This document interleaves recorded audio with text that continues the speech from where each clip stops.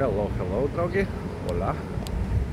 Esmu Spānijā vēl joprojām un iznācu vakarā pastaigāt.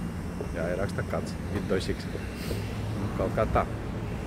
Karočam, šito vidosiku rakstu tāpēc, ka ieliku YouTube savā kanālā superterapija.com. Ieliku video, kur tas garāks sanāca, kur pastāstīju par retrītu vairāk, par nozīmi, par jēgu, par sēnītēm, par maģiskajām un tā tālāk, ko dod pats retrīts, kā tas palīdz un cik tas ir forši un brīnišķīgi. Tā kā jā, bet īsā versijā būtu tāda, ka tas sēņu retrīts, jā, un ko tas dod, tas atbrīvo ķermeni no būtnēm, kas sēž mūsos iekšā, tās sauc par programmām, demoniem un tā tālāk. Ja, tātad, būtnes vienā vārdā. Tās ir dažādas, šausmīgas, kas traucē mums attīstīties un dzīvot. Reāli viņas māca mūs, grib iemācīt kaut ko, lai mēs tā kā apzinātu to, ko viņi grib iemācīt. Bet, viņi jāpalaiž vaļā, lai varētu attīstīties un jāizdabū no sevis laukā. Un tad cilvēks var attīstīties, tad viņam vairs nav aizspriedumi, stulbas programmas, stulbas pārliecības, kas sēž iekšā, kas mums ir iestādīts tātad no bērnu dārza laikiem, vecāku un tā tālāk, ja, tad bērndārs un skolas, tā tālāk. Un tā kā tādā veidā, forši no tā tiek vaļā, pilnīgi citas sajūtas, ja, un tādā veidā, tā kā es iesaku cilvēkiem, kuri meklē sevi, jūt, ka kaut kas traucē iekšā attīstīties, tad meklēt palīdzību tādā lietā, un pats galvenais tātad sēnītēm, ja, tā burvība jau, kas ir, tātad tas ir tas, kad sēnīts atjauno garu, jo viņas ir tātad visa radītājas, ja, savieno ar garu, ar pašu radītāju. Sanāk diezgan tā piņķerīgi viss tas pasākums, bet jebkurā gadījumā ķermenis atgūst garu, atgūst dzīves prieku un jēgu dzīvot, ja. Tā kā tas ir to vērts. Jebkurā gadījumā pati hipnoterapija, ja, tā ir lieta, kas primāri palīdz, ka vienkāršākais ar to sāk, ja. Bet tāda štela tāda, ka ar hipnoterapiju tas ilgāk ir. Ar retrītu tas notiek daudz spēcīgāk, daudz ātrāk, tātad ir sēnītes iekšā, ja, un cilvēks atgūst tātad savu garu. Bet tas ir, protams, tiem, kas to vēlās, tie, kas pirž atkal dīvānā un, sēnītes neko nejēdz un nezin par tām lietām, kaut kas ir dzirdēts un tā tālāk, ja, un bez tālāk, un lai tik bez, bet tiem, kas tiešām meklē un savu attīstību, tad tiem iesaku neuzķerties uz lētiem retrītiem. Ir jānoskaidro, kas, jo retrītā jābūt pavadoņiem, kuri pavada tajā ceļojumā, stāv klāt. Tas nav viegli, tas ir 4 vai 5 dienas, man bija 4. Tātad, jā, vesela diena, 6 stundas uz matrača. Vemšana, viss nāk ārā, visas tās programmas un draņķības un emocijas, kas ir sēž iekšā, ja. Tātad tas viss nāk ārā un tādā veidā. Tā kā iesaku to visiem un jebkurā gadījumā var sēnītes arī ar mikrodozēšanu uzņem, bet tātad psilocibīna, tās ir maģiskās sēnes. Ja?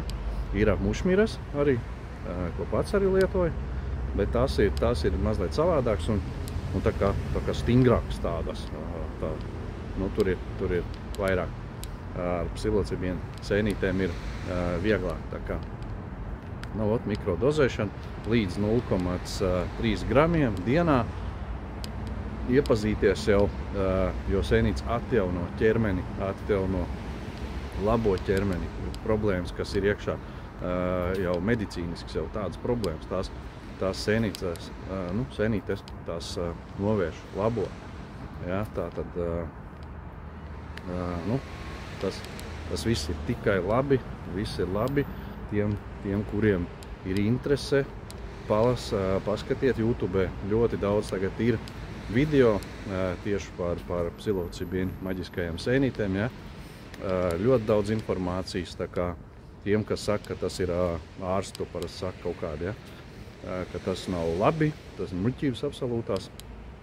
Tur jāpēd, lai nodarītu pāri organismam, tur 2 kg sausas sēnītes jāpēd ir, ja?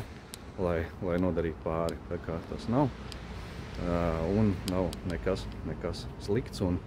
Un tas palīdz, tas ārstē vēžus un atjauno šūnu līmenī jau visu tā kā tāds.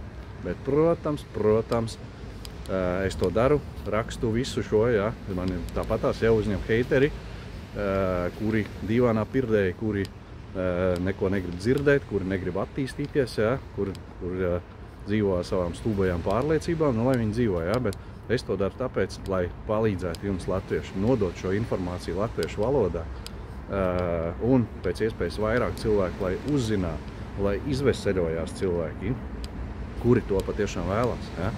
Tā kā es to daru tāpēc, lai palīdzētu. Tātad pats vēl nodarbošos ar hipnoterapiju un ārstēšu tādā veidā cilvēks.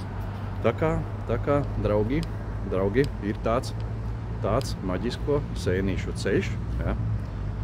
Un tas ir ejams. Tātad vēl vienreiz, ko var padomāt, kāpēc viņas aizliegts bija daudzās valstīs, tagad jau sāk legalizēt jau, un tā tālāk, un tas sāk izplatīties. Tā kā aizliegts bija tāpēc, ka tas reāli palīdz un reāli strādā, jo to visu tušē medicīnas nozare, jo medicīnas nozare ir miljardiem industrija, un viņi nepieļaus tādu, pa maksimumu, cik vien ilgi viņi varēs to izturēt, ja?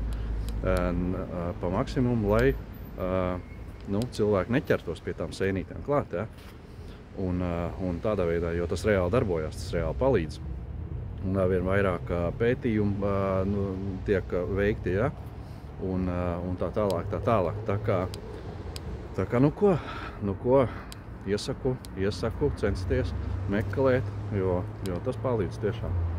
Un ir pierādījumi, ka tas ir palīdzējis, tā kā, un sajūts ir pēc retrīta vienkārši cits cilvēks, un tādā veidā. Palīdzēja jau hipnoterapijas, tātad seansi jau, kas man pašam bijuši, ja? Un pats jau es veicu vairāk sev seanses, tā kā, un palīdzējis jau. Tā kā tādā veidā. Tā ir štelle, kas palīdzēs, kas glābs cilvēkus, glābs dvēseles un tā tālāk. Un parastā medicīna varēs iet ratā vispār. Tas nebūs vajadzīgs un tas viss ir pupels. Tad, ja cilvēkam, kas kaiš un uz ķermeni parādās kaut kas ir nav normāls, ja? Vienalga, vai tās ir iesnas, vai klepus, vai pumpas, vai dajebkas, tas viss ir dēļ to, kas darās iekšā cilvēkā. Ja? Tātad ir kaut kāds iekšējās pretruns, pārsvarā konflikti iekšējie, kuri to veicina. Ir tāda lieta kā jaunā vācu medicīna, arī tādu mākslīgais intelekts atpazīst viņu, arī atbild, tā kā tam var uzdot jautājumu ar problēmām kaut kādām, kas ir. Droši uzdodiet jautājumus, un viņš diezgan precīzi atbild, ar ko tas ir saistīts.